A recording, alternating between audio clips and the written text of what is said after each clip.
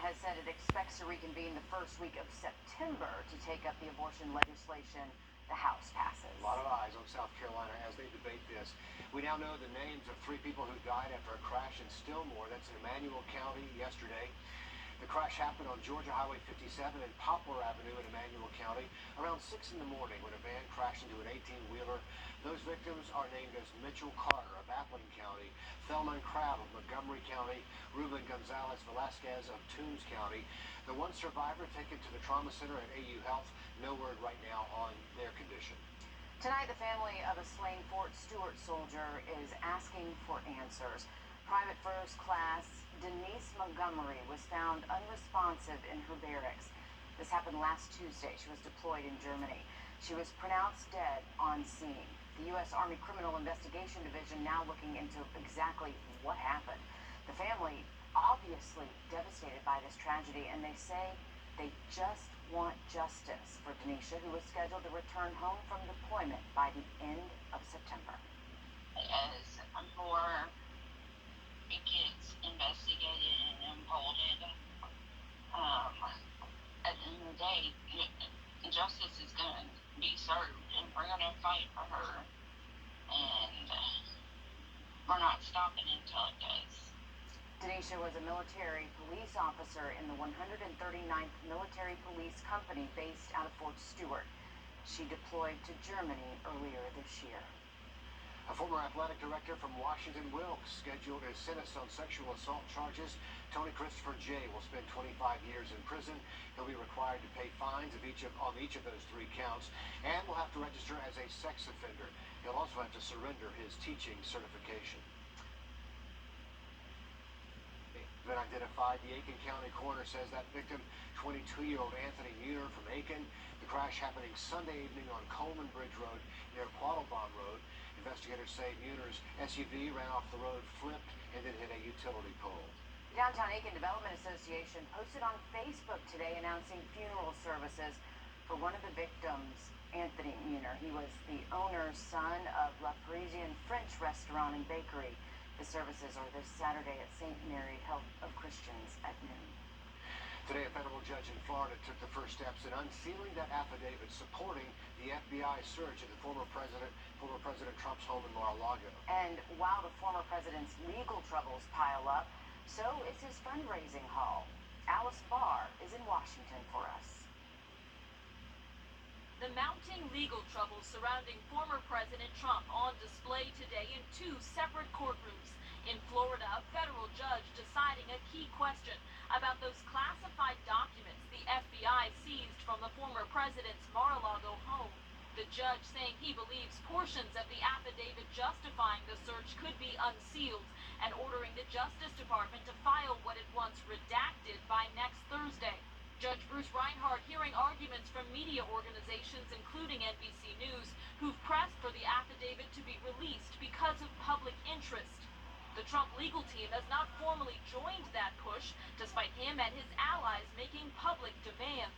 We want it released. We want full and complete transparency for the American people. The Justice Department arguing the release would significantly compromise its ongoing criminal investigation into the former president's handling of sensitive documents that federal prosecutors said today is in its early stages and put key witnesses at risk.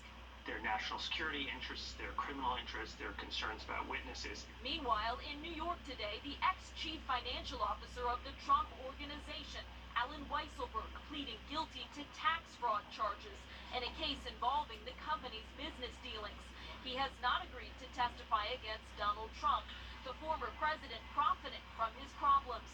Every moment where Donald Trump's name is in the news on any subject is a moment to raise money for Donald Trump. The Washington Post reports he's been fundraising off the FBI search, bringing in nearly $1 million a day last week. So going back to the Mar-a-Lago search, federal prosecutors referenced the political environment, calling this a volatile situation. In fact, the judge presiding today is the same one who signed off on the search. And since then, he has faced death threats. After the break, we'll tell you more about a newly updated COVID-19 boosters for you and your family. Some news you can use, Riley. And we are tracking more rain showing up late tonight, and especially heading into our Friday. I'll look at that full forecast for you just after the break.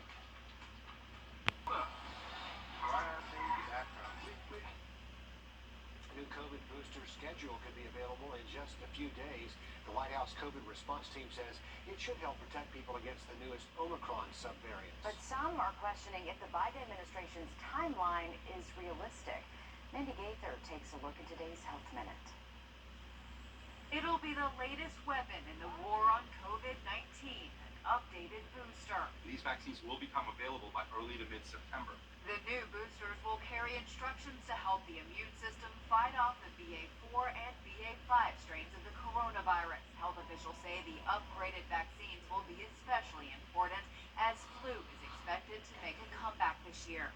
These are substantial upgrades in our vaccines in terms of their ability to prevent infection, to prevent transmission, certainly to prevent serious illness in them.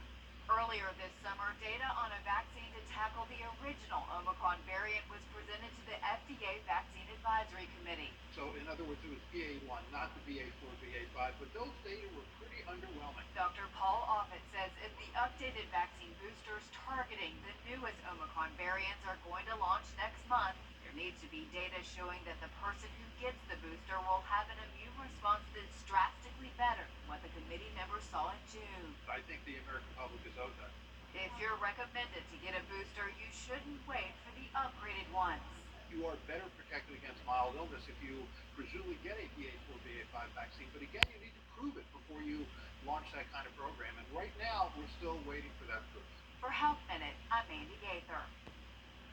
White House COVID response coordinator Dr. Jaw says the fall and winter could be tough in the U.S. if the flu makes a comeback this year. And so far, as you know, we've seen little to no flu spreading over the last 2 years. Health experts say that's because the things we did to stop the spread of COVID also works on the flu as well. So we've been healthier in one regard there. Hey, I'll take it. The flu, COVID, I don't want anything to do with either one of those. Flu is no fun. There's No, doubt it's about not. that. Let's have a look outside. The Bobby Jones extreme like August at all out there. Forgotten pieces of Georgia history recently discovered in someone's backyard. We're going to unwrap these stories and more after the break. You're watching First to Five. The Live by Camera Network is brought to you by... The Georgia Historical Society dedicated a new historical marker on Tybee Island. That new marker will commemorate the beach wade-in protest of the 1960s. It stands on the beach where Morehouse College students spent an August afternoon wading fearlessly into the waters of an all-white beach where a 3-year peaceful protest began. Efforts combined led the city of Savannah to them desegregating before the Civil Rights Act of 1964. So how cool is that? And it is now marked there on Tybee Island. A new homeowner on Georgia coast found a blast from the past on his property on the Isle of Hope, and now some preservationists are working with the locals to share it with everyone. Streetcars dating back to the late 1800s. One of the preservationists on site says some newlyweds actually took up residence in these streetcars around 1936 when they were built into a cottage. There was actually a roof over them. The homeowner notified the Historical Association. A crew came in and they cleaned up the cars to take them to their new home. And there was a lot of excitement. It was nothing like any of the other jobs we've ever done. We could not be prouder, to be the stewards of these streetcars and look forward to obviously many more generations enjoying them. Did you see that? Hidden away as part of a cottage built around them. After restoration, one of the cars will find a more public home right there back on the Isle of Hope. But pretty cool. Grant me hope. This do look a little bit lower Saturday compared to Sunday, but still can't rule out a few hit-and-miss storms both afternoons. High temperatures will be hotter, though, reaching the upper 80s. Moving ahead next week, Monday, Tuesday, Wednesday, Thursday next week, those high temperatures will drop back down to the mid-80s, so no big warm-up in sight. In our next half hour, much more news ahead, including the latest with new information about monkeypox and the latest numbers here at home. First to Five continues after the break.